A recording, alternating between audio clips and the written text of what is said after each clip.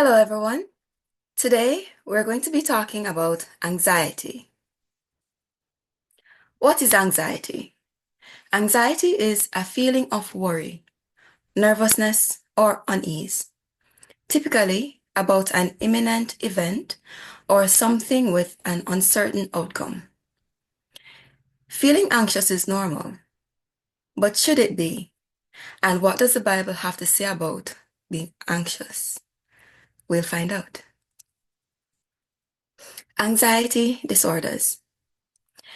People with anxiety disorders frequently have intense, excessive, and persistent worry and fear about everyday situations.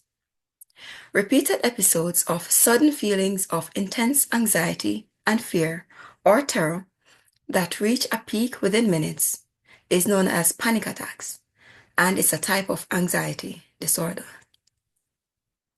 Symptoms of anxiety disorders: feeling nervous, restless, or tense, having a sense of impending danger, panic, or doom, having an increased heart rate, breathing rapidly, sweating, trembling, feeling weak or tired, trouble concentrating or thinking about anything other than the present worry, having trouble sleeping, experiencing gastrointestinal problems, having difficulty controlling worry, having the urge to avoid things that trigger anxiety. Types of anxiety disorders. Agoraphobia.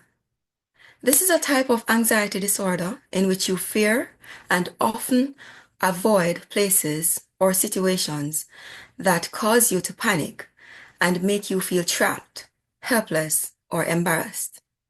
Anxiety disorder due to medical condition. This includes symptoms of intense anxiety or panic that are directly caused by a physical health problem. Generalized anxiety disorder.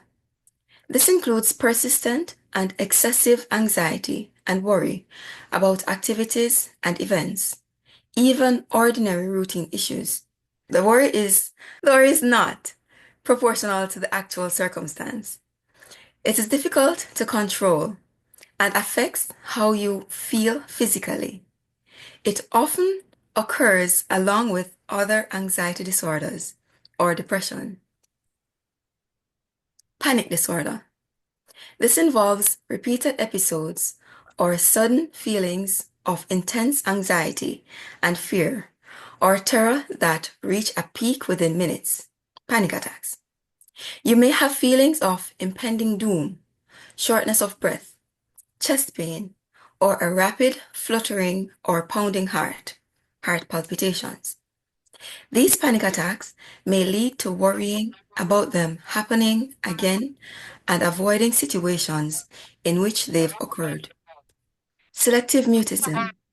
This is a consistent failure of children to speak in certain situations, such as school, even when they can speak in other situations, such as at home with close family members.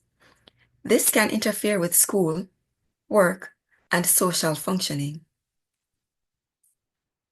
Separation anxiety disorder is a childhood disorder characterized by anxiety that's excessive for the child's development level and related to separation from parents or others who have parental roles. Social anxiety disorder or social phobia. This involves high levels of anxiety, fear, and avoidance of social situations due to feelings of embarrassment, self-consciousness, and concern about being judged or viewed negatively by others. Specific phobias. These are characterized by major anxiety when you're exposed to a specific object or situation and a desire to avoid it. Phobias provoke panic attacks in some people. Substance-induced anxiety disorder. This is characterized by symptoms of intense anxiety or panic that are a direct result of misusing drugs, taking medications, being exposed to a toxic substance, or withdrawal from drugs. Other specified anxiety disorder and unspecified anxiety disorder. These are terms for anxiety or phobias that don't meet the exact criteria for any other anxiety disorders, but are significant enough to be distressing and disruptive. Causes. Life experiences such as traumatic events may trigger anxiety disorders in people who are already prone to anxiety. Inherited traits also can be a factor. For some people, anxiety may be linked to an underlying health issue. In some cases, anxiety signs and symptoms are the first indicators of a medical illness. Sometimes anxiety can be a side effect of certain medications. Risk factors. Trauma. Trauma. Children who endured abuse or trauma or witnessed traumatic events are at higher risk of developing an anxiety disorder at some point in life. Adults who experience a traumatic event also can develop anxiety disorders. Stress due to an illness. Having a health condition or a serious illness can cause significant worry about issues such as treatment and the future. Stress buildup. A big event or a buildup of smaller, stressful life situations may trigger excessive anxiety. For example, a death in the family, work stress, or ongoing worry about finances. Personality. People with certain personality types are more prone to anxiety disorders than others are. Other mental health disorders. People with mental health disorders, such as depression, often also have an anxiety disorder. Having blood relatives with an anxiety disorder. Anxiety disorders can run in families. Drugs or alcohol. Drug or alcohol use or misuse or withdrawal can cause or worsen anxiety. Complications.